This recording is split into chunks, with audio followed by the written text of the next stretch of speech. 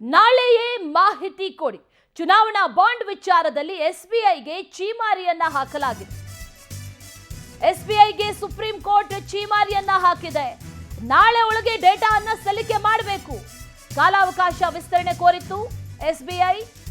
ಅರ್ಜಿಯನ್ನ ವಜಾ ಮಾಡಲಾಗಿದೆ.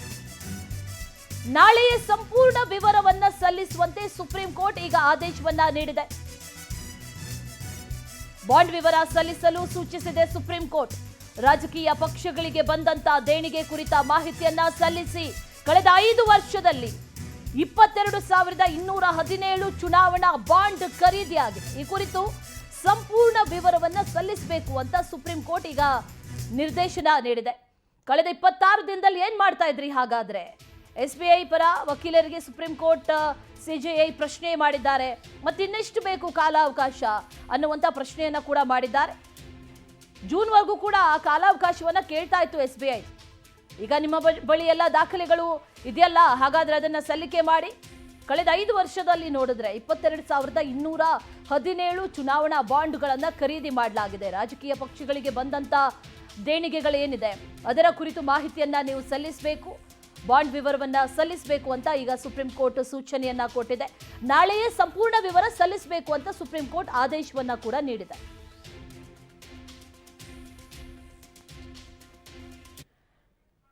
ಈ ವಿಚಾರಕ್ಕೆ ಸಂಬಂಧಪಟ್ಟಂತೆ ಮತ್ತಷ್ಟು ಡೀಟೇಲ್ಸ್ ಅನ್ನ ನೀಡ್ತಾ ಹೋಗ್ತಾರೆ ನಮ್ಮ ಪ್ರತಿನಿಧಿ ಸಂತೋಷ್ ಹೊಸಳ್ಳಿ.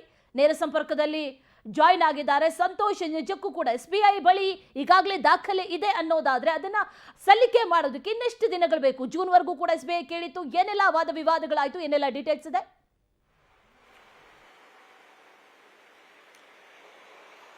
ಅಶ್ವಿನಿ, ಪ್ರಮುಖವಾಗಿ ಇವತ್ತು ಸುಪ್ರೀಂ ಕೋರ್ಟ್ನ ಡಿವೈ ಚಂದ್ರಚೂಡ್ ನೇತೃತ್ವದ ಸಾಂವಿಧಾನಿಕ ಪೀಠದಲ್ಲಿ ಎಸ್ಬಿಐ ಸಲ್ಲಿಸಿದಂತಹ ಮೇಲ್ಮನವಿ ಅರ್ಜಿಯ ವಿಚಾರಣೆಯನ್ನು ಕೂಡ ನಡೆಸಲಾಯಿತು. ಆದರೆ ಈ ವಿಚಾರಣೆಗೆ ಮುಖ್ಯವಾಗಿ ಈ ಅರ್ಜಿ ಸುದೀರ್ಘ ವಿಚಾರಣೆಗೆ ಯೋಗ್ಯವಲ್ಲ ಅನ್ನುವಂಥದ್ದನ್ನ ಮನಗಂಡಂತಹ ಸುಪ್ರೀಂ ಕೋರ್ಟ್ ಕೆಲ ಕ್ಷಣಗಳ ಹಿಂದಷ್ಟೇ ಇದನ್ನ ವಜಾ ಕೂಡ ಮಾಡಿರುವಂತದ್ದು.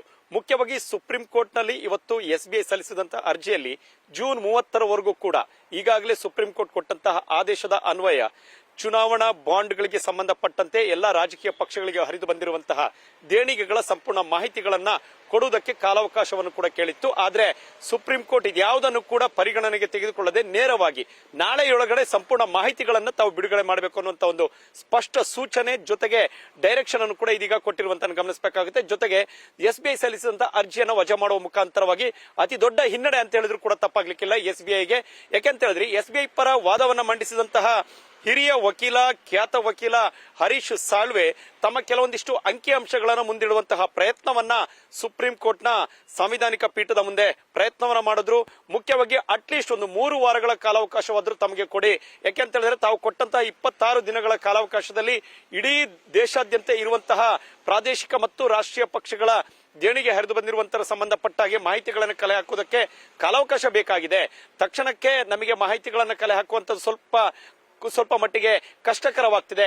ಕೆಲವೊಂದಿಷ್ಟು ಟೆಕ್ನಿಕಲ್ ಸಮಸ್ಯೆಗಳಿದೆ.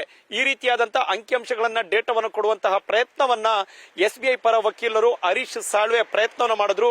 ಆದ್ರೆ ಅದ್ಯಾವುದಕ್ಕೂ ಕೂಡ ಸುಪ್ರೀಂ ಕೋರ್ಟ್ ಇವತ್ತು ಮನ್ನಣೆಯನ್ನ ಕೊಟ್ಟಿಲ್ಲ.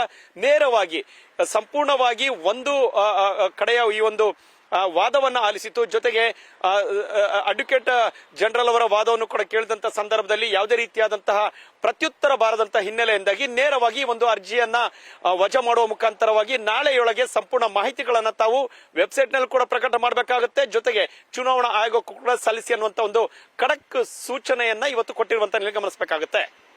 Ashwini. Okay Santosh, thank you ನಿಮ್ಮೆಲ್ಲ ಡೀಟೇಲ್ಸ್ಗೆ.